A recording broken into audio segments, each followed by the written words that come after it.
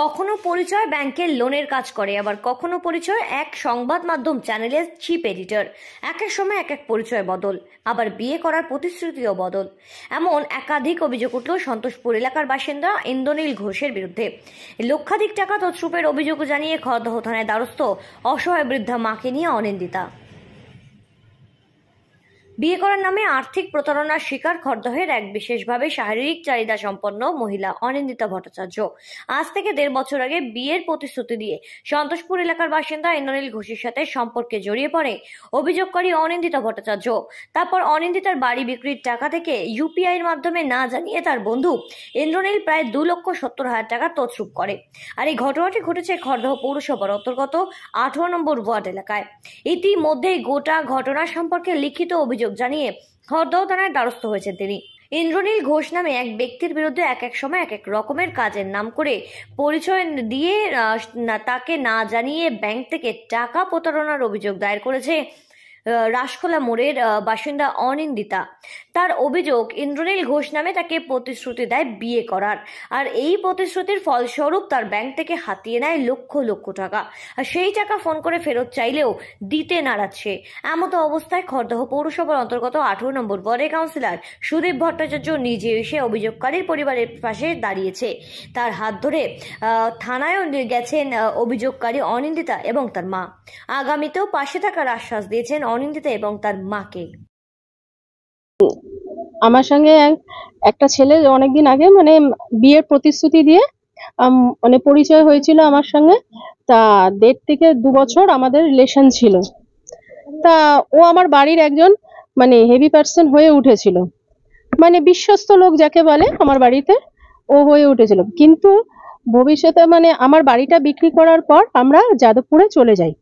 ওদের ওখানে ওর মায়ের ওর যেখানে আদি বাড়ি সেখানেই আমরা চলে যাই। এবার যাবার পরে আমরা একটা ভাড়া বাড়িতে আমাদের নিয়ে রাখে। এইবার রাখার পর আস্তে আস্তে আমার অ্যাকাউন্ট থেকে বাড়ি বিক্রি করা বাবদ 22,70,000 টাকা আস্তে আস্তে করে ও সব নিয়ে নেয়। পরে আমি বুঝতে পারলাম যে আমার সঙ্গে অলরেডি প্রতারণা করা হয়েছে। টোটাল কত টাকা নিয়ে? টোটাল 22,70,000 টাকা। বাড়ি বিক্রি হয়েছিল 24 লাখ, তার মধ্যে 22,70,000 টাকা ও আস্তে আস্তে আমার অ্যাকাউন্ট থেকে আমাকে না জানিয়ে ও তুলে নিল। ওই টাকাটা ডকুমেন্টস কি সব ওর কাছেই ছিল? না, আমার কোনো ডকুমেন্টস আমার কাছে ছিল না। আমার পাসবই, তারপরে চেক, তারপরে আমার এটিএম কার্ড সবই আমার কাছে ছিল। চলো, টাকাটা নিল কিভাবে? টাকাটা নিল ইউপিআই এর মাধ্যমে। আমার no Google Pay, no PhonePe, আমার ওইসব কিছুই নেই। আমি ওসব ইউজই করি না। ছেলেটা কি করতো? ছেলেটা তো আমাকে প্রথমে বলেছিল যে আমি লোনের কাজ করি ব্যাংকের। তারপরে জানা গেল যে ও লোনের কাজ করে না। ও আমাদের বলেছিল, আমি না আমাদের বন্ধু বান্ধব সবাইকেই বলেছিল যে ও এবিপি আনন্দের চিফ এডিটর। যে দেখ, আমি করিনি, অমিত বলে ছেলেটার নাম, সে নিয়ে এরকম আমায় ফাঁসিয়ে দিয়েছে। তো আমার কিছু বিয়ের গয়না ছিল সেগুলো বন্ধক দিয়ে দিয়েছে। ও কোথায় দিয়েছে আমি জানি না।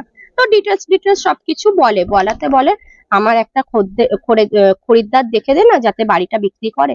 তখন ওকে অনেক বোঝানোর চেষ্টা করেছি, বাড়িটা অন্তত বিক্রি করিস না। তো আমার কথা আমাদের কথা শুনিনি। না শোনাতে আমাদের লুকিয়ে আমাদের বলিও নি, ওই ছেলেটার সঙ্গে যোগাযোগ করে বাড়িটা বিক্রি করে। বিয়ে কি ঠিক হয়ে গেছিল ছেলেটার সাথে?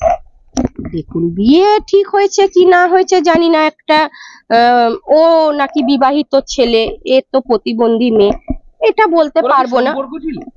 হ্যাঁ, সম্পর্ক তো অবশ্যই ছিল, প্রেমের সম্পর্ক ছিল। আমি জানতে পেরেছি 6-8 মাস। অনিন্দিতা অ্যাকচুয়ালি আমার ওয়ার্ডেরই মেয়ে। ওকে আমি ও খুব খারাপ অবস্থার মধ্যে দিয়ে যাচ্ছিল। ওকে আমি মাস 2-2.5-3 মাস আগে আমি খড়দা পৌরসভার ডেঙ্গুর কাজে আমি নিযুক্ত করে দিয়েছিলাম, অবস্থা খারাপ ছিল বলে। কিন্তু এর মধ্যে থেকে ও কাজে আসছিল না কদিন ধরে। তো আমি ওকে বললাম কি যাবো, বলে দাদা বাড়ি ঘর দুটো আমি বিক্রি করে দিয়েছি। কাকে বিক্রি করলি?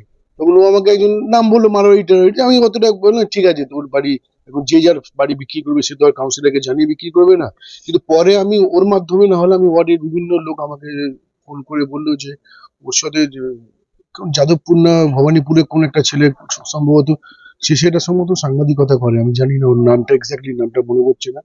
ওর থেকে নাকি ওর বাড়ির পুরো টাকাটাই নাকি ওরা নিয়ে নিয়েছে। তা ভেরি স্যাড। অ্যান্ড আমি প্রশাসনের কাছে নিশ্চয়ই ওরা খড়দা থানায় ডায়েরি করেছে, আমি খড়দা থানা আইসির সঙ্গে ডেফিনেটলি কথা বলবো। আমাকে ওরা যেহেতু জানায়নি, আমি আপনাদের মাধ্যমে আরো ব্যাপারে ডিটেলস জানতে পারলাম।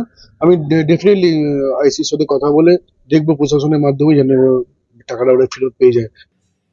খড়দহ থেকে পার্থ হালদারের রিপোর্ট, সঠিক বার্তা।